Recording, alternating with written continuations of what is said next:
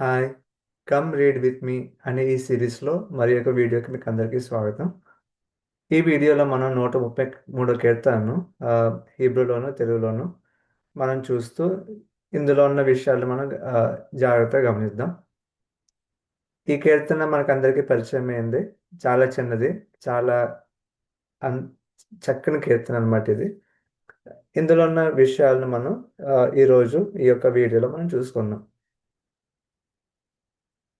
First ఏంటంటే ఈ కీర్తన యొక్క టైటిల్ వచ్చేసి ఇది కూడా యాత్ర కీర్తనల్లో ఒక కీర్తన అన్నమాట. 120వ కీర్తన నుంచి 134వ కీర్తన వరకు ఈ కీర్తన కీర్తనలన్నింటినీ కూడా యాత్ర కీర్తనలని లేదా సాంగ్ ఆఫ్ అసెంట్స్, షేర్, హమ్ ఆలోత్ ఈ యొక్క గ్రూప్లో ఈ కేటగిరీలో వీటన్నిటిని అరేంజ్ చేయడం జరిగిందనమాట. ఇందులో ఈ 133 కీర్తన ఏంటంటే సెకండ్ లాస్ట్. 120వ కీర్తన ఫస్ట్ అయితే 134వ కీర్తన లాస్ట్. 133వ కీర్తన ఏంటంటే సెకండ్ లాస్ట్ అన్నమాట ఈ యొక్క యాత్ర కీర్తనలో. ఇందులో మనం చూసేది ఏంటంటే షీర్ హమ్ అలోత్. నేను ఫస్ట్ ఈ సిరీస్లో మొట్టమొదటి వీడియో 121వ కీర్తనలో వీడియో చేసినప్పుడు దీనికోసం కొన్ని విషయాలు మనం చూసుకున్నాం. ఏంటంటే షీర్ హమ్ ఆలోత్ అంటే పైకెక్కి వెళ్ళే వారి పాట. పైకెక్కి వెళ్ళడం అంటే యెరూషలేంలో జరిగే కొన్ని పండుగలకు అంటే సుక్కోత్ కావచ్చు, పస్కా పండుగ కావచ్చు, ఇలా కొన్ని పండుగలకు అందరూ ప్రతి ప్రదేశం నుంచి యెరూషలేంలో ఉన్న దేవాలయానికి అందరూ కూడా పైకెక్కి వెళ్ళడం అనమాట. ఎక్కి వెళ్ళడం అంటే ఏంటంటే యెరూషలేం ఒక కొండ మీద ఉంది. ఎక్కడి నుంచి వచ్చినా కూడా ఎక్కి వెళ్ళడం జరుగుతుందనమాట. సో పైకెక్కి వెళ్ళే వారి పాట అంటే ఇలాగా దేవాలయానికి యాత్ర చేసేవారి పాట. ఇది అలాగే ఇంకోటి విషయం కూడా ఫస్ట్ వీడియోలో చెప్పడం జరిగింది ఏంటంటే ఇంకోలా చూసుకుంటే ఇస్రాయేలీలు యోధా ప్రజలు బబులోన్లో చెరగా వెళ్ళబడినప్పుడు వాళ్ళు తిరిగి వచ్చేటప్పుడు వాళ్ళు పాడుతూ వచ్చిన పాటలను కూడా చెప్పుకోవచ్చు. రెండు రకాలుగా చెప్పుకోవచ్చు. అంటే ప్రతి సంవత్సరం పండగకు అందరూ పైకి యెరూషలేంకి ఎక్కి వెళ్తూ ఉన్నప్పుడు పాడే పాటనే అయ్యి ఉండొచ్చు. అది ఆబ్వియస్లీ ఆ పాటల్లో ఇదొకటి. అలా ప్రయాణించే ప్రయాణికుల పాటల్లో ఇదొకటి. అలాగే ఆ ప్రయాణం ఇంకోలాగా ఎలా కూడా చెప్పుకోవచ్చు అంటే బబులోన్ నుంచి యెరూషలేముకు యూదా ప్రాంతానికి తిరిగి వచ్చిన ప్రజల యొక్క పాటలను కూడా చెప్పుకోవచ్చు. ఈ కీర్తన లేదంటే ఈ పాట దావీదు పేరు మీద రాయడం జరిగిందనమాట. దావీద్ అంటే దావీదు రాసాడని చెప్పొచ్చు. లేదంటే దావీదు కోసం రాశాడని కూడా చెప్పొచ్చు. ఇది ఇదివరకు చేసిన ఒక వీడియోలో దీనికోసం చెప్పడం జరిగింది. సో ఇదొక పాట. షీర్. షీర్ అంటే పాట. మిజ్మోర్ అంటే కీర్తన. షీర్ అంటే పాట. ఈ యొక్క పాటలో మనం ఈ యొక్క పాటలో ఏముంది, ఈ చిన్న పాటలో ఉన్న విషయాలు ఏంటనేది మనం చూసుకుందాం. ఒకటో వచనం, ఫస్ట్ లైన్. హిన్నే మా టోఫ్ ఉ మనాయిమ్ షెవెత్ అహీం గమ్ యాహద్. హిన్నే అంటే చూడండి, చూడు, ఇదిగో. లేదా ఈ కీర్తనలో మనం దాని అర్థం ఆహా అని కూడా చెప్పవచ్చు. ఒక ఇంగ్లీష్లో వావ్ అని అంటాం కదా, అలాగా హిన్నే అంటే ఈ ఈ యొక్క కీర్తనలో లేదా ఈ వచనంలో దాని అర్థం ఆహా. అంటే చూసినప్పుడు ఒక దాన్ని చూసినప్పుడు మనం దాన్ని వర్ణిస్తాం కదా, వర్ణిస్తూ ఉన్నప్పుడు అది చాలా బాగుంటే ఆహా అని అంటాం కదా. ఆ విధంగా ఈ కీర్తన కూడా, ఈ పాట కూడా హిన్నే అనే ఈ పదంతో స్టార్ట్ అవుతుంది. చూడు, ఇదిగో. ఏం చూడాలి? దేన్ని చూసి ఇక్కడ ఈ యొక్క పాట పాడే వ్యక్తి ఆహా అని అంటున్నాడు? ఇక్కడ తర్వాత ఇక్కడ హిన్నే తర్వాత మాటోఫ్. మాటోఫ్ అంటే ఎంత మంచిది, ఎంత మేలు, ఎంత బాగుంది. టోవ్ అంటే మంచిదని అర్థం. సో ఎంత మంచిది. ఊ నయీం. నయీం అంటే చూడడానికి బాగుందని అర్థం. టోవ్ అంటే జనరల్ జడ్జ్మెంట్ అని చెప్పొచ్చు. జనరల్గా మంచిది, చెడ్డది, లేదంటే బాగుంది, బాగలేదని అంటాం కదా, అలాగా. కానీ నయీం అంటే చూసినప్పుడు ఆకర్షణీయంగా ఏదైతే ఉందో దాన్ని నయీం అంటారు అనమాట. ఏది మనోహరంగా ఉన్నదాన్ని, సుందరంగా ఉన్నదాన్ని, అందంగా ఉంది, చక్కగా ఉంది అని చెప్తాం కదా, దాన్ని నయీం అని అంటాం. సో ఎంతో బాగుంది, లేదంటే ఎంత మంచిది, ఎంత సుందరంగా ఉంది, ఎంత మనోహరంగా ఉంది. ఏం మనోహరంగా ఉంది, ఏం సుందరంగా ఉంది? షెవెత్. షెవెత్ అంటే నివసించడం, ఒక ఒక చోట నివాసం ఏర్పాటు చేసుకోవడం అన్నమాట. షెవెత్ ఎవరి నివాసం? అఖీన్, సహోదరుల యొక్క నివాసం, లేదంటే సహోదరులు నివసించడం ఎంతో బాగుంది, ఎంతో మంచిది, ఎంతో చూడడానికి చాలా చక్కగా ఉంది. సహోదరులు ఊరికే నివసించడం అంతేనా? కాదు. గమ్ యాహద్, సహోదరుల నివాసం, అలాగే ఆ నివాసంలో వారు కలిసి ఉండడం, ఐక్యంగా ఉండడం, ఒకటిగా ఉండడం, అది చాలా సుందరంగా, మనోహరంగా, చూడడానికి చాలా అందంగా ఉంది, చూడముచ్చటగా ఉందని కూడా చెప్పుకోవచ్చు. సో దీని అర్థం ఏంటి? సహోదరులు కలిసి ఉండడం అంటే అర్థం ఏంటి?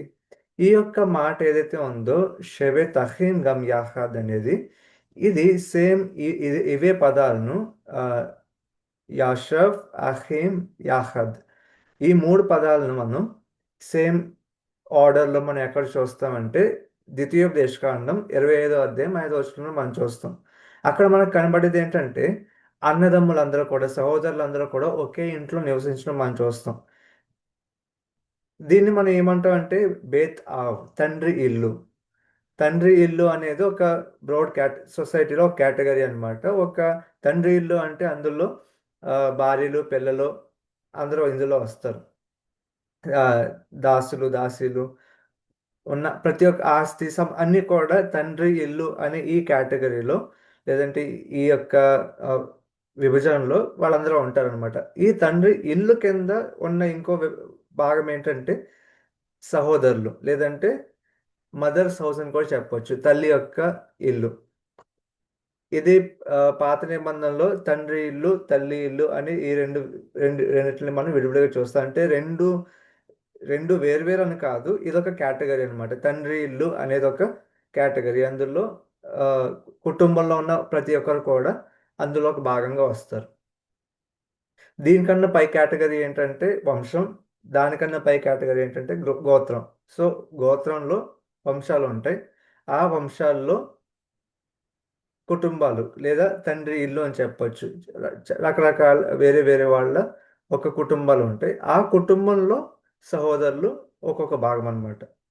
ఇప్పుడు సాధారణంగా సహోదరులు తండ్రి చనిపోయిన తర్వాత ఏం చేస్తారంటే ఎవ ఎవరి స్వాస్థ్యం వాళ్ళు తీసుకుని, ఎవరి భాగం వాళ్ళు తీసుకుని వెళ్ళిపోతారు. కానీ ఇక్కడ ఈ యొక్క పాటలో చెప్పేది ఏంటంటే వాళ్ళందరూ కలిసి ఉండడం, ఒక్క చోట ఉండడం, లేదా ఐక్యంగా ఉండడం అంటే బ్రాడ్గా చెప్పుకోవాలనుకుంటే అంటే సాధారణంగా ఐక్యత, సమాధానంగా ఉండడానికి కూడా చెప్పుకోవచ్చు. కానీ ఎక్కడ ఈ యొక్క పాటలు మనం క్లోజ్గా చూసుకుంటే కనుక ఇది ఒక ఇంట్లో ఉన్న అన్నదమ్ములందరూ కూడా, ఇంట్లో ఉన్న సహోదరులందరూ కూడా కలిసి ఉండడం, ఎవరికి వాళ్ళుగా విడిపోయి ఎవరికి సంబంధం లేకుండా వెళ్ళిపోవడం కాకుండా వాళ్ళు కలిసి ఉండడం ఎంత సుందరంగా ఉంటుంది, ఎంత మనోహరంగా ఉంటుందని, ఎంత చూడముచ్చటగా ఉంటుందని చెప్పి ఈ పాట పాడే వ్యక్తి అంటూ ఉన్నాడు అనమాట. మనకి పాత నిబంధనలు మనం చూసుకుంటే ఆది కాండంలో సహోదరులు మధ్యలో మనం ఎప్పుడు కూడా ఏం చూస్తామంటే కాన్ఫ్లిక్ట్ చూస్తూనే ఉంటాం.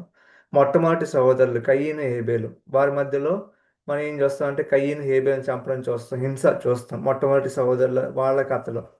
తర్వాత వేరే సహోదరులు మనం చూస్తే ఇష్మాయేలు, ఇస్సాకు వారిద్దరు వేరైపోవడం మనం చూస్తాం. యాషావు, యాకోబు వాళ్ళిద్దరు కూడా వేరైపోవడం మనం చూస్తాం.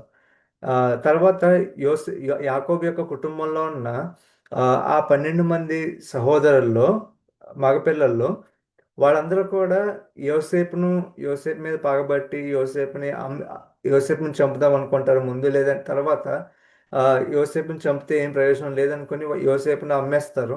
ఇక్కడ మనం చూసుకుంటే ఆది కాండంలో ప్రతి స్టోరీలో, ప్రతి అన్నదమ్ముల స్టోరీలో ఏదో ఒక కాన్ఫ్లిక్ట్, ఏదో ఒక గొడవ మనం చూస్తూనే ఉంటాం.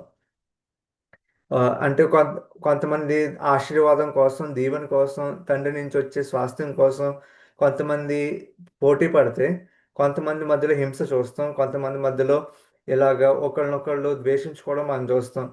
ఆది కాండంలో ప్రతి అన్నదమ్ముల స్టోరీలో, ప్రతి కథలో ఏదో ఒక కాన్ఫ్లిక్ట్ మనకు కనబడుతూనే ఉంటుంది. కానీ ఈ సహోదరులందరూ ఒక్కటే ఎప్పుడవుతారంటే ఆదికాండం లాస్ట్ అధ్యాయంలో అన్నమాట. వీళ్ళందరూ కూడా కలిసి ఉండడం మనం చూస్తున్నాం. ఎప్పుడు యోసేపు ఐగుప్తు దేశంలో అమ్మబడిపోయిన తర్వాత, యోసేపు ఐగుప్తు దేశంలో ఒక నాయకుడు అయిన తర్వాత, అక్కడ కరువు వచ్చినప్పుడు ఆ, ఈ యోసేపు వల్ల ఏమవుతారంటే ఈ సహోదరులందరూ కూడా ఎక్కడికక్కడికి వెళ్ళిపోయిన వాళ్ళు, లేదంటే ఒకరి మీద ఒకరు పగబట్టిన వాళ్ళందరూ కూడా ఏమైపోతారంటే ఇప్పుడు అందరూ కలిసి యోసేపు ఉన్న చోటకు వస్తారు. యోసేపు వాళ్ళందరికీ ఒక ప్రాంతాన్ని, గోషెను అనే ప్రాంతానికి వాళ్ళందరికీ ఇవ్వడం మనం చూస్తాం అనమాట. అక్కడ వాళ్ళందరూ కూడా కలిసి ఉండడం మనం చూస్తాం. సో ఆది కాండంలో జస్ట్ ఒక ఎగ్జాంపుల్ తీసుకుంటే, ఒక అన్నదమ్ముల మధ్యలో ద్వేషంతో స్టార్ట్ అయిన స్టోరీస్ అనేవి చివరికి వచ్చేసరికి అందరూ ఒకటిగా అవ్వడం, అందరూ కలిసి నివసించడం మనం చూస్తాం అనమాట. ఇప్పుడు ఈ పాటలో కూడా చెప్పే దాన్ని కూడా మనం అర్థం చేసుకోవాలనుకుంటే, అన్నదమ్ముల మధ్యలో, సహోదరుల మధ్యలో ఏదో ఒక కాన్ఫ్లిక్ట్ ఎప్పుడు జరుగుతూనే ఉంటుంది. కానీ ఆ కాన్ఫ్లిక్ట్స్ మించి ఆ యొక్క గొడవలు, లేదంటే ఆ యొక్క వారి మధ్యలో ఉన్న అసూయ కావచ్చు, పగ కావచ్చు, ద్వేషాలు కావచ్చు, వాటన్నిటిని పక్కన పెట్టి అందరూ కలిసి ఒక చోట ఉంటే, అందరూ కలిసి ఐక్యంగా ఉంటే, ఈ సహోదరులందరూ కూడా విడిపోకుండా ఉంటే, అది చూడడానికి ఎంత బాగుంటుంది, అది చూడడానికి ఎంత సుందరంగా ఉంటుంది, ఎంత మనోహరంగా ఉంటుంది, చూడ ముచ్చటగా ఉంటుంది కదా అని ఈ పాట మొదలవడమే అలా స్టార్ట్ అవుతుందన్నమాట. ఇది కుటుంబం పరంగా చూసుకుంటే ఈ యొక్క ఫస్ట్ లైన్ యొక్క అర్థం అది. కానీ ఇది ఒక యాత్ర కీర్తన కూడా కాబట్టి, లేదంటే ఒక పైకి ఎక్కి వెళ్ళేవారు, యెరూషలేముకు వెళ్ళే వారందరూ కూడా పాడే పాట కాబట్టి, దీన్ని ఇంకోలా కూడా మనం చూడొచ్చు. ఏంటంటే ఇంకో కాంటెక్స్ట్ ఏంటంటే సుక్కోత్ పండుగ, లేదంటే గుడారాల పండుగ. ఈ గుడారాల పండగ, లేదంటే సుక్కోత్ అని అంటారు హిబ్రూలో. సో ఈ సుక్కోత్, ఈ పండగ కావచ్చు, లేదా పస్కా పండగ కావచ్చు, ఆ, లేదంటే షావూత్, అదే అంటే పెంతెకొస్తు పండగ. ఈ పండగల సమయంలో ఏం చేస్తారంటే ఎక్కడెక్కడ ఉన్న వాళ్ళందరూ, విడిపోయిన వాళ్ళందరూ కూడా ఏమవుతారంటే ఒకటయ్యి ఏకంగా కలిసి యెరూషలేం రావడం మనం చూస్తాం అనమాట. యెరూషలేం రావడం, దేవాలయానికి రావడం, అక్కడ వాళ్ళందరూ కలిసి ఒకే చోట ప్రతి కుటుంబం కలిసి ఉండడం మనం చూస్తాం. సో ఈ పాట పాడే వ్యక్తి కూడా ఒకవేళ బహుశా ఈ యొక్క ఈ సందర్భంలో, ఆ, ఈ గుడారాల పండుగ సమయంలో, సుక్కోత్ పండుగ సమయంలో ఒకవేళ ఈ పాట పాడితే కనుక ఇది కూడా ఎలా చూడొచ్చు అంటే వీళ్ళందరూ కలిసి, సహోదరులు అందరూ కలిసి, ఎక్కడెక్కడ ఉన్న వాళ్ళందరూ కలిసి వచ్చి ఇక్కడ వారు గుడారాల్లో కలిసి నివసించడం ఎంత చక్కగా ఉంది, ఎంత చూడముచ్చటగా ఉంది అని చెప్పి కూడా ఈ యొక్క పాట పాడే వ్యక్తి చెప్పడం మనం చూడొచ్చు. అంటే ఫస్ట్ మీనింగ్ ఏంటంటే కుటుంబం పరంగా చెప్పుకోవచ్చు అనమాట. లిటరల్గా సహోదరులు అంటే కుటుంబంలో ఉన్న సహోదరులు కలిసి ఉండడం. బ్రో బ్రాడ్గా చూసుకుంటే సింబాలిక్గా, లేదా దాన్ని దా- దాని యొక్క అర్థాన్ని మనం ఇంకోలాగా అర్థం చేసుకుంటే, ఇంకోలా చూసుకుంటే ఈ యొక్క పండగ సమయంలో, ఈ యొక్క యాత్ర సమయంలో అందరూ కలిసి నివసించడం, అందరూ కలిసి ఒక చోట ఉండడం ఎంతో బాగుంది, ఎంతో చూడముచ్చటగా ఉందని ఈ యొక్క పాట పాడే వ్యక్తి అంటూ ఉన్నాడు అనమాట. ఇప్పుడు దీన్ని దేంతో దేంతో పోలుస్తున్నాడంటే, దీన్ని వర్ణించడం కోసం చాలా ఇమేజెస్ వాడడం మనం చూస్తాం అనమాట. అంటే చాలా రకరకాల విషయాలను చూపించి దాన్ని వర్ణించడం మనం చూస్తాం. దానికి ముఖ్యంగా ఈ యొక్క పాటలో రెండు విషయాలు ఈ యొక్క పాట పాడే వ్యక్తి తీసుకున్నాడు అనమాట. ఏంటంటే ఒకటి నూనె, ఇంకోటి ఆ, మంచు.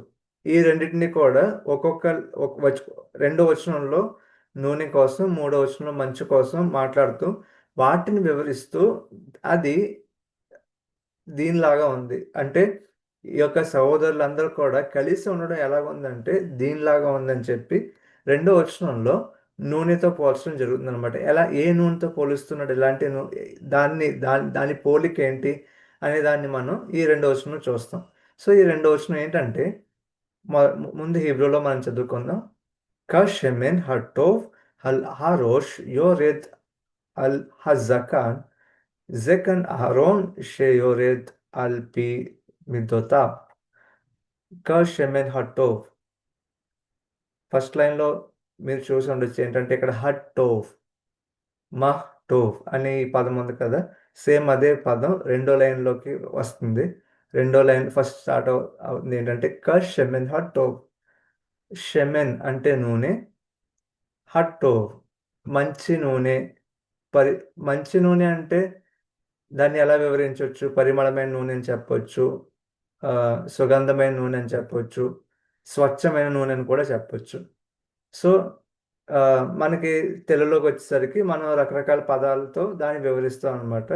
కానీ ఆ, ఇక్కడ హీబ్రూలో చూసుకుంటే టోవ్ అనే ఒకే పదంతో నూనెను కూడా వివరించడం జరుగుతుంది. క షెమెన్ హట్టో, నూనెలాగా, పరిమళమైన నూనెలాగా. ఎక్కడుంది ఆ నూనె? అల్ హారోష్, తల మీద ఉంది. తల మీద ఉన్న నూనె ఏమవుతుందంటే యోరేద్ హల్ హజాకాన్. యోరేద్ అంటే కిందకి ప్రవహించడం అనమాట, లేదంటే కిందకి వెళ్ళడం, కిందకి దిగడం. ఆ, యోరేద్ అనే పదం లేదంటే యారాద్ అనే యొక్క పదం అనమాట. ఈ యారాద్ అనే పదం చాలా రకరకాలుగా వాడడం జరుగుతుంది. ఒక అందులో ఒక వాడుక ఏంటంటే కిందకి కారడం, లేదంటే కిందకి దిగి రావడం, ప్రవహించడం అనే అనే అర్థం ఇచ్చేలా కూడా దీన్ని వాడడం జరుగుతుంది. సో ఇక్కడ ఏంటంటే యోరేద్ కిందకి జారుతుంది. ఎ- తల మీద నుండి ఎక్కడ జారుతుందంటే కిందకి జారుతూ ఎక్కడికి వచ్చిందంటే గడ్డం మీదకి. ఈ గడ్డం మీద దిగి వస్తుంది తల మీద నుంచి. ఎలా, ఎవరి గడ్డం అది? ఫస్ట్ ఏమో తల మీద ఉంది, తర్వాత గడ్డం మీదకి వచ్చింది. ఆ గడ్డం ఎవరిదని దాని తర్వాత లైన్లో చెప్తున్నారు ఏంటంటే జక్కన్ అహరోన్. ఎవరిదో గడ్డం కాదు, ఎవరిదో తల కాదు, అహరోను గడ్డం అది. అహరోను గడ్డం మీద కారుతుంది. కారుతూ షేయోరెద్, అది కారుతూ కారుతూ ఏమవుతుందంటే దిగి వస్తుంది, కిందకి కారుతుంది. అది కిందకి కారుతూ ఎక్కడికి వెళ్తుందంటే అల్ పీ మిద్దోతా. తెలుగులో మనం మన తెలుగు తర్జుమాల్లో అంగీల అంచుల వరకు అని చూస్తాం అనమాట. అంగీల అంచులు అంటే మనం కింద ఉన్న ఈ యొక్క కింద ఉన్న అంచులు అనుకుంటాం, లేదంటే కింద ఉన్న ఎడ్జెస్ అనుకుంటాం. కానీ అల్ పీ మిద్దోతావ్ అంటే పీ అంటే నోరు. ఆ, వస్త్రాలు అంటే ఒక వస్త్రాలకు లేదంటే బట్టలకు ఉన్న నోరు ఏంటంటే దాన్ని ఎలా అర్థం చేసుకోవచ్చు అంటే కాలర్ అని చెప్పొచ్చు. అంటే ఒక అంగీ వేసుకుంటే దాని చుట్టూ ఉన్న మెడపట్టి, ఆ, దాన్ని పీ మిద్దోతావ్. పీ మిద్దోత్ అంటే ఈ యొక్క వస్త్రం యొక్క మెడపట్టి. సో తల మీద నుంచి గడ్డం మీదకి, ఎవరి గడ్డం మీదకి? అహరోను గడ్డం మీదకి కారుతూ, అది దిగజారుతూ కారుతూ కింద కారుతూ కారుతూ దిగుతూ ఎక్కడికి వచ్చిందంటే ఆ, అంగీల యొక్క ఈ యొక్క మెడపట్టి మీదకి దిగి వచ్చిందనమాట. అహరోన్ని ప్రధాన యాజకుడిగా నియమించినప్పుడు మోషే ఏం చేస్తాడంటే అతని తల మీద నూనె పోస్తాడు. ఆ నూనె ఇప్పుడు ఈ యొక్క పాట పాడే వ్యక్తి దాన్ని వర్ణిస్తే ఎలా వర్ణిస్తాడంటే ఆ తల మీద నుంచి గడ్డం మీదకి కారుతూ అతని అంగీల మీదకి వచ్చింది అనే దాన్ని వివరిస్తూ చెప్తున్నాడు. దీన్ని దీనికి ఇలాంటి వర్ణన మనం మళ్ళీ ఇంకో ఇంకో కీర్తనలో ఎక్కడ చూస్తామంటే 45వ కీర్తనలో మనం చూస్తాం. 45వ కీర్తనలో అదే పాట అంటే పెళ్లి పాట. రాజు యొక్క వివాహం, రాజు వివాహం చేసుకున్నప్పుడు, పెళ్లి చేసుకున్నప్పుడు రాజు కోసం పాడిన పాట అనమాట. అక్కడ ఆ పాటలో కూడా మనం ఏం చూస్తామంటే 45వ కీర్తనలో ఆ యొక్క రాజును వర్ణిస్తూ అతని అంగీలంతా కూడా, అతని బట్టలన్నీ కూడా సుగంధపు వాసన వస్తున్నాయి అని చెప్తారు అనమాట. ఆ సుగంధం కూడా అక్కడ కూడా ఇదే. దీనికోసం ఏంటంటే రాజును అభిషేకించినప్పుడు ఆ ఆ యొక్క నూనె వస్త్రాల మీద పడినప్పుడు అతని వస్త్రాలు కూడా మంచి వాసన వస్తున్నాయి అన్నట్టుగా అనమాట. సో ఈ అన్నిటిని వాడుకొని ఇక్కడ ఈ పాటలో సహోదరులు ఐక్యంగా ఉన్న దాని కోసం వివరిస్తున్నాడు. తర్వాత రెండో పోలిక ఏంటంటే మంచు లేదా స్వేద బిందువులు అని చెప్పుకోవచ్చు. అంటే మంచు అంటే ఇక్కడ ఆ, తెల్లటి మంచు కాదు, అంటే స్నో కాదు. మామూలుగా మనం చూస్తూ ఉంటాం కదా, ఆ, స్వేద బిందువులు అని చెప్పుకోవచ్చు. అంటే మామూలుగా ఈ యొక్క శీతాకాలం సమయంలో ఆకుల మీద మనం చూస్తూ ఉంటాం కదా, ఆ నీటి చుక్కలు, నీటి బిందువులు. ఆ, సరే, దాంతో ఇక్కడ పోల్చడం జరుగుతుంది అనమాట. రెండో పోలిక, మొదటి పోలిక నూనె, రెండో పోలిక ఆ, మంచు. హీబ్రూలో చదువుతాం ముందు. కెటల్ హెర్మోన్ షేయోరెద్ అల్ హర్రే ציון כי שם ציווה אדוני את הברכה חיים עד העולם. కెటల్ హెర్మోన్, హెర్మోన్ యొక్క మంచు, లేదంటే హెర్మోన్ మీద పడే మంచులాగా, హెర్మోన్ మీద కనబడే స్వేద బిందువుల్లాగా. షేయోరెత్ దిగి వస్తుంది, లేదా కిందకి కారుతుంది, లేదా ప్రవహిస్తుందని కూడా చెప్పొచ్చు. ఆ యొక్క హెర్మోన్ మీద పడిన ఆ యొక్క మంచు అదంతా ఒకటై నీళ్ళలాగా ప్రవహిస్తూ ప్రవహిస్తూ ఎక్కడికి వస్తుంది? సియోన్ కొండల మీదకి వస్తుంది. అల్ హర్రెత్ సియోన్, సియోన్ కొండల మీదకి వస్తుంది. నెక్స్ట్ స్లైడ్లో నేను మీకు మ్యాప్ చూపిస్తాను, అప్పుడు మనకు అర్థం ఉంది ఏంటంటే హెర్మోను పర్వతం మీద పడిన మంచు అది నీళ్ళలాగా యెరూషలేం దగ్గరకు రావడం అనేది ఇక్కడ ఈ యొక్క పాట పాడే వ్యక్తి దాన్ని వివరిస్తున్నాడు. తర్వాత ద లాస్ట్ లైన్లో ఏంటంటే మళ్ళీ ఫస్ట్ లైన్కి రిటర్న్ అవ్వడం అనమాట. కీ షామ్ శివ అడోనాయ్, అక్కడే. షామ్ అంటే అక్కడ. ఎక్కడ? యెహోవా, అక్కడ యెహోవా ఆజ్ఞాపించాడు, లేదంటే శాసించాడు, సెలవిచ్చాడు. ఏం సెలవిచ్చాడు ఆయన? ఏం శాసించాడు? ఆశీర్వాదాన్ని. ఎత్ హబెరాక. ఆ ఆశీర్వాదం ఏంటి? హయీం అద్ ఓలాం, సదాకాలపు జీవం, లేదంటే శాశ్వత కాలం ఉండే జీవం, ఎప్పటికీ ఉండే జీవం. ఇప్పుడు అక్కడ యెహోవా ఆజ్ఞాపించాడు. ఎక్కడ ఆజ్ఞాపించాడు? జస్ట్ వెనక్కి వెళ్తే మనకి ఇక్కడ సియోన్ అని ఉంది. సియోనులో శాశ్వత జీవం ఉంటుందని చెప్పి ఆయన దేవుడు ఆశీర్వదించాడా అని చూసుకుంటే, యాక్చువల్గా ఈ షామ్ అనేది, లేదంటే అక్కడ అంటే అది దేనికి పాయింట్ చేస్తుందంటే మళ్ళీ ఫస్ట్ లైన్ మీద పాయింట్ చేస్తుంది. ఏంటంటే ఫస్ట్ లైన్ సహోదరులు కలిసి ఉన్న నివాసం. సహోదరులందరూ కలిసి ఉన్న ఆ నివాసం దగ్గర, లేదంటే ఆ నివాసంలో దేవుని యొక్క ఆశీర్వాదం అనేది, ఆయన దీవెన అనేది ఉంటుంది. ఆ దీవెన ఏంటంటే సదాకాలం శాశ్వతం జీవించడం అనమాట. దీన్ని ఆ, ద్వితీయోపదేశకాండం ప్రకారం శాశ్వత జీవం అంటే ఏంటంటే చనిపోయిన తర్వాత శాశ్వతంగా ఇది ఎప్పుడు బ్రతుకుతారని అది కాదనమాట. ద్వితీయోపదేశకాండంలో శాశ్వత జీవం అంటే అర్థం ఏంటంటే దేవుడు ఇచ్చిన దేశంలో, దేవుడు వారికి వాగ్దానం చేసిన దేశంలో తరతరాలుగా నివసించడం అనమాట శాశ్వత జీవం అని చెప్పుకోవచ్చు. ఇది ఆ, 10 ఆజ్ఞల్లో ఒక ఆజ్ఞ కూడా ఏంటంటే నీవు నీ దేవుడిని యెహోవా నీకు ఇచ్చు దేశంలో నీవు దీర్ఘాయుష్మంతుడు ఒకనట్లు నీవు నీ తల్లిని సన్మానించు. ఆ దీర్ఘాయుష్, లేదంటే ఎప్పటికీ అంటే పూర్తిగా జీవించడం అనమాట, మధ్యలో ఆగిపోకుండా పూర్తిగా జీవించడం. సో ఇక్కడ హయీం అధావోలాం అంటే ఒక ప్రతి వ్యక్తికి దేవుడిచ్చే నిత్య జీవం అని కూడా చెప్పుకోవచ్చు. కానీ ఈ కీర్తనలో, లేదంటే ఈ పాటలో మనం చూసుకుంటే సహోదరులు ఎక్కడైతే కలిసి ఉంటారో, సహోదరులు ఎక్కడైతే ఒక్కటిగా ఉంటారో అక్కడ జీవం అనేది శాశ్వతంగా ఉంటుందని కూడా చెప్పుకోవచ్చు. అక్కడ అదే ఒక దీవెన. వాళ్ళు ఎప్పుడు కలిసి ఉండడం వల్ల వాళ్ళు వారి మధ్యలో ఎటువంటి కలహాలు లేకుండా, వారి మధ్యలో ఎటువంటి భేదభావాలు లేకుండా కలిసి ఎప్పుడైతే ఉంటారో అందులోనే శాశ్వత జీవం, అందులోనే సదాకాలం ఉండే జీవం అని, అది యెహోవా ఆజ్ఞాపించాడు, లేదంటే దేవుని యొక్క దీవెన అని ఇక్కడ ఈ పాటలో చెప్పి ముగించడం మనం చూస్తాం. ఇక్కడ ఈ పాటలో ఇప్పటివరకు మనం చూసింది ఏంటంటే చాలా రెపిటేషన్స్ మనం చూసాం అనమాట. ఏంటంటే రెండో వచనంలో యోరేత్, యోరేత్, తర్వాత షే యోరేత్, తర్వాత మూడో వచనంలో కూడా మళ్ళీ షే యోరేత్. యోరేత్ అంటే దిగి రావడం, కిందకి ప్రవహించడం. ఇక్కడ మూడో వచనంకి వచ్చేసరికి దే కిందకి ప్రవహిస్తుందా, లేదంటే కిందకి వస్తుందని దేనికోసం చెప్తున్నాడంటే హెర్మోన్ మీద పడే మంచు, లేదంటే హెర్మోన్ మీద పడే కనబడే ఆ యొక్క నీరు, ఆ యొక్క మంచు అంతా కూడా ఒకటై ఏకమై నీళ్లలాగా ప్రవహిస్తూ యెరూషలేం సియోన్ కొండ దగ్గరికి, సియోన్ కొండల దగ్గరికి వస్తుందని ఇక్కడ చెప్పేది ఏంటని ఆలోచించుకుంటే బహుశా ఇది యోర్దాను నది కోసం అయ్యి ఉండొచ్చు. ఒకటి, ఇక్కడ ఇప్పుడు మ్యాప్ అన్నమాట, ప్రస్తుతం ఉన్న మ్యాప్ ఇది. ఇక్కడ మీరు నార్త్లో హెర్మోన్ పర్వతాన్ని ఇక్కడ చూడొచ్చు. హెర్మోన్ కొండలు ఇక్కడ ఉంటాయి అన్నమాట. ఇప్పుడు ప్రస్తుతం సిరియాలో ఉంది అది.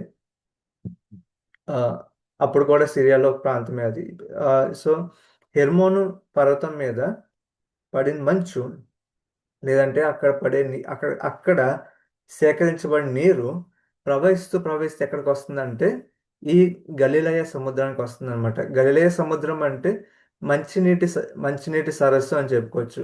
ఫ్రెష్ వాటర్ లేక్ అనమాట. యాక్చువల్గా సముద్రం కాదు. సముద్రం అంటే ఆ, ఉప్పు నీరు ఉన్న సముద్రం కాదు. ఈ గలిలయ అంటే అదొక పెద్ద సరస్సు. సో ఆ అది చాలా పెద్దది కాబట్టి దాన్ని సముద్రం అని చెప్పడం మనం చూస్తాం. ఇన్లాండ్ సీ అని చెప్పుకోవచ్చు. ఆ, ఈ యొక్క నీరు ఎరుమోన్ మీద నుంచి ప్రవహిస్తూ ఎక్కడికి వస్తుందంటే ఈ యొక్క ఆ, గల్లేయ సముద్రంలోకి వస్తుంది. ఈ గల్లేయ సముద్రంలో నుంచి మళ్ళీ ఆ నీరు ప్రవహిస్తూ ప్రవహిస్తూ ఎక్కడికి వెళ్తుందంటే చివరికి ఇక్కడ కింద మీకు మనకు కనబడేది ఏంటంటే డెడ్ సీ అనమాట. ఆ ఆ డెడ్ సీలోకి వెళ్తుంది ఆ నీరంతా కూడా. ఈ అక్కడి నుంచి ఎక్కడికి ఆ నీటిని క్యారీ చేసుకుంటూ వచ్చేదన్నమాట ఈ యొర్దాన్ నది. ఇక్కడ మీరు మధ్యలో ఈ యొర్దాన్ నదిని చూడొచ్చు. ఈ యొర్దాన్ నది ఎక్కడ ఉంది? యొర్దాన్ నది ఎక్కడ ఉంటే ఇక్కడ ఎరుకో ఉంది. ఎరుకో పల్లమైన ప్రదేశం అన్నమాట. ఆ ఎరుకో దాటి ఇటు వస్తే కనుక ఇటంతా కూడా ఎత్తైన ప్రదేశాలు, ఇటన్నీ కూడా కొండలు. ఆ ఎరుకో నుంచి పైకి ఎక్కి వెళ్ళాలన్నమాట కొండలు అంటే. యెరూషలేం ఏమో ఎక్కడ ఉంది. సో యెరూషలేం ఎక్కడ ఉంది, యోర్దాన్ నది ఎక్కడ ఉంది అంటే హెర్మోను పర్వతం మీద పడిన మంచు అది ప్రవహిస్తూ యెరూషలేం కొండల దగ్గరికి వస్తుందని చెప్పడానికి మనం ఎలా చూడొచ్చు అంటే యెరూషలేం చుట్టూ కూడా కొండలే. సీయోన్ చుట్టూ కూడా ఇవన్నీ కొండలే కాబట్టి ఆ నీరు ప్రవహిస్తూ యోర్దాన్ నదిలాగా ప్రవహిస్తూ ఇక్కడ వరకు రావడం మనం చూస్తాం. అంటే దగ్గర వరకు, సీయోన్ కొండల దగ్గర వరకు రావడం మనం చూస్తాం. సో బహుశా ఇలా కూడా అర్థం చేసుకోవచ్చు ఏంటంటే ఎక్కడో పడిన మంచు అది ప్రవహిస్తే ఇక్కడికి వచ్చినట్టుగా సహోదరులందరూ కూడా కలిసి ఉండడం కూడా అంత మనోహరంగా ఉంది, లేదంటే అంత సుందరంగా ఉందని కూడా చెప్పుకోవచ్చు. జీవం ఇచ్చేదిలాగా ఉంది అని చెప్పుకోవచ్చు. లేదా ఇంకోలా కూడా అర్థం చేసుకోవచ్చు ఏంటంటే ఈ కిందకి రావడం, లేదా పైనుంచి కిందకి రావడం మనం ఆలోచించుకుంటే యెరూషలేం ఎక్కడ ఉంది? ఇదంతా కూడా యోధా ప్రాంతం అన్నమాట. అప్పట్లో అప్పట్లో ఇదంతా యోధా ప్రాంతం. ఇదేమో ఇస్రాయెల్ దేశం అని చెప్పొచ్చు. అంటే ఇస్రాయెల్ అంటే నార్త్, ఉత్తర దేశం, దక్షిణ దేశం. ఇక్కడ ఈ యొక్క కీర్తనలో, ఈ యొక్క పాటలో దిగి రావడం, పైనుంచి కిందకి రావడం అనేది మనం చూస్తాం కదా. దీన్ని బహుశా ఇంకోలా ఎలా చెప్పుకోవచ్చు అంటే అక్కడ పైన ఉన్న ఆ యొక్క పై భాగంలో నివసిస్తున్న ఇస్రాయేల్ ఎవరైతే ఉన్నారో అక్కడి నుంచి వారందరూ కూడా సియోన్ కొండ దగ్గరికి దిగి రావడం కూడా, దిగి వచ్చేదాన్ని కూడా వివరించినట్టుగా మనం చూడొచ్చు. ఆ అంటే కేవలం యెరూషలేం చుట్టుపక్కల ఉన్న వాళ్ళు అంతే కాదు, ఎక్కడ ఎక్కడి నుంచో వాళ్ళు కూడా దిగి వచ్చి ఎక్కడ ఏకమవుతున్నారు. ఇప్పుడు హెర్మోన్ పర్వతం మీద పడే మంచు అదంతా సేకరించబడి ఒక్కటయి నీళ్లలాగా ప్రవహిస్తూ యోర్దాన్ నదిలాగా ఎలాగైతే వస్తుందో అలాగే ఎక్కడెక్కడో ఉన్న ఈ సహోదరులందరూ కూడా, ఎక్కడెక్కడో ఉన్న ఈ యొక్క ప్రజలందరూ కూడా ఒకటై కలిసి సియోను కొండ మీదకి, సియోను పర్వతం దగ్గరికి వస్తూ ఉన్నారనమాట. ఈ హెర్మోన్ పర్వతం చూడొచ్చు మీరు. చ హెర్మోన్ పర్వతానికి యెరూషలేంకి సంబంధం లేదు. కానీ వాటి రెండింటిని కలిపేది ఏంటంటే ఈ నది. వాటి రెండింటికి మధ్యలో ఉన్న ఆ దూరాన్ని దగ్గరగా చేసేది ఏంటంటే ఈ నది అన్నమాట. అలాగే ఈ యొక్క సియోన్ ఏదైతే ఉందో, లేదంటే సహోదరులు ఒక చోట నివసించే ప్రదేశం ఏదైతే ఉందో ఆ ప్రదేశం ఏమవుతుందంటే ఎక్కడెక్కడో ఉన్నవాళ్ళు, లేదంటే ఎక్కడెక్కడో విడిపోయిన సహోదరులందరూ కూడా, దూర ప్రాంతాల్లో ఉన్న వాళ్ళందరూ కూడా కలిసి ఇక్కడికి దిగి రావడం మనం చూస్తాం. ఇక్కడికి రావడం వల్ల అదేమవుతుందంటే సహోదరులందరూ కలిసి నివసించడం, ఆ నివాసం ఎంతో మనోహరంగా దేవుని యొక్క ఆశీర్వాదం ఉన్న స్థలంగా మారుతుందన్నమాట. అలా కూడా మనం ఈ యొక్క పాటను మనం చూడొచ్చు. సో ఈ పాట చాలా చిన్నది, చాలా చక్కని పాట. తర్వాత ఈ యొక్క సహోదరుల యొక్క కలిసి ఉండడాన్ని ఒక ఆ, తల మీద పోయబడిన నూనె ఎలాగైతే కిందకి ప్రవహిస్తూ వస్తుందో ఆ నూనె కిందకి కారుతూ ఈ యొక్క వస్త్రాల మీద పడుతూ ఆ వస్త్రాలు కూడా మంచి సువాసన వచ్చేలాగా ఎలాగైతే మారుస్తుందో అలాగే హెర్మోన్ పర్వతం మీద పడిన మంచు అది ప్రవహిస్తూ నదిలాగా సియోను కొండల దగ్గరికి లేదంటే సియోను పర్వతాల దగ్గరికి ఎలాగైతే వస్తుందో అలాగా సహోదరులందరూ కూడా ఐక్యంగా కలిసి ఉండడం ఒక చోట ఉండడం ఎంతో సుందరంగా ఎంతో చూడముచ్చటగా ఉంది. అక్కడే దేవుని యొక్క ఆశీర్వాదం శాశ్వతమైన జీవం అక్కడ ఉంటుందని చెప్పి ఈ యొక్క పాట వివరించడం మనం చూస్తాం.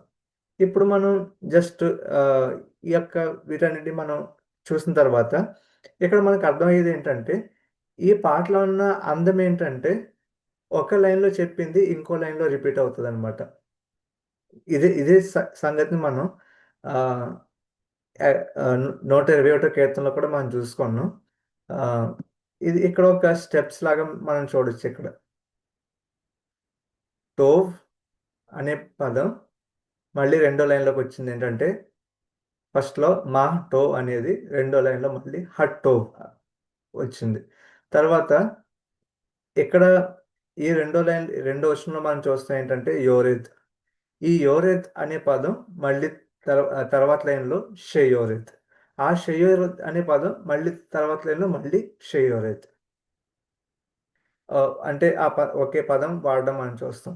తర్వాత ఈ యొక్క ఈ 3 లైన్లో మనం 4 సార్లు అల్ లేదంటే మీద అనే పదాన్ని వాడడం మనం చూస్తాం. అల్ హారోష్ తల మీద, అల్ హాజాకాన్ గడ్డం మీద, అల్ పి బట్టల మీద వస్త్రాల మీద, అల్ హారే సియోన్ అంటే సియోన్ పర్వతాల మీద, సియోన్ కొండల మీద. తర్వాత ఇక్కడ ఇక్కడ ఇంకో విషయం కూడా మనం చూస్తే ఏంటంటే హజాకాన్ గడ్డం. తర్వాత ఆ గడ్డాన్ని ఎలా వివరిస్తానంటే జెకన్ అహరోన్. హజాకాన్ జెకన్ అహరోన్. ఆ, ఇక్కడ మీరు చూడొచ్చు ఏంటంటే ఎవరి గడ్డం మీదకి అహరోన్ గడ్డం మీదకి కారుతూ వస్తుంది అనమాట. సో తర్వాత హీబ్రూలో మనం చూసుకుంటే ఇందులో మనం చాలా ప్రాస పదాలు మనం చూడొచ్చు. ఒకే సౌండ్ వచ్చే పదాలు మనం చూడొచ్చు. ఉదాహరణకి ఇక్కడ సియోన్ సివ్వా, సియోన్ సివ్వా. తర్వాత ఇక్కడ కూడా మనం చూడొచ్చు ఏంటంటే నయీం అహీం. తర్వాత గామ్ షామ్, గమ్ షామ్ అనే ఈ యొక్క అంటే ఒకే చోట కనబడవు అనమాట. అంటే మొత్తం పాట మొత్తం ఈ చిన్న పాటలో ఆ యొక్క సౌండ్స్ని ఒకే సౌండ్ వచ్చే పదాలను వాడడం మనం చూస్తాం. తర్వాత ఇంకో విషయం ఏంటంటే కషెమెన్ కెటల్, కెటల్ నూనెలాగా మంచులాగా. సో రెండో వచనంలో నూనె అనే యొక్క సింబల్ని తీసుకొని యొక్క విషయాన్ని తీసుకొని దాన్ని వర్ణించడం మనం చూస్తాం. మూడో వచనంలో కెటల్ అంటే ఆ, మంచులాగా అని ఈ యొక్క ఒక పదాన్ని తీసుకొని దాన్ని వర్ణించడం మనం చూస్తాం. సో ఈ కీర్తనలో మూమెంట్ మనం చూస్తాం ఏంటంటే పైనుంచి కిందకి రావడం మనం చూస్తాం రెండో వచనంలో మూడో వచనంలో. అలాగే ఒక విషయాన్ని రకరకాల పదాలతో వివరించడం మనం చూస్తాం. ఆ వివరణ అంతా కూడా చివరికి వచ్చేసరికి ఒక్క మాటతో కంక్లూడ్ అవుతుంది ఏంటంటే ఇదే దేవుని ఆశీర్వాదం. ఇలా కలిసి ఉండడమే దేవుని ఆశీర్వాదం. ఇలా కలిసి ఉండే చోటే నిత్య జీవాన్ని లేదంటే శాశ్వతమైన జీవాన్ని యెహోవా నియమించాడు లేదంటే సెలవిచ్చాడు ఆజ్ఞాపించాడని ఈ యొక్క పాట ముగిస్తుంది. ఈ యొక్క పాట మనకు నేర్పించేది ఏంటంటే ఐక్యత కోసం నేర్పిస్తుంది. కానీ ఇంకోలా చెప్పుకోవాలంటే ప్రతి కుటుంబంలో ఉన్న విలువల కోసం కూడా ఈ పాట నేర్పిస్తుంది అనమాట. కుటుంబంలో ఉండాల్సిన విలువలు కేవలం అందరూ కలిసి వచ్చినప్పుడు ఉండే ఐక్యత మాత్రమే కాదు, కుటుంబంలో రెగ్యులర్ లైఫ్లో డైలీ లైఫ్లో కలిసి ఉండడం.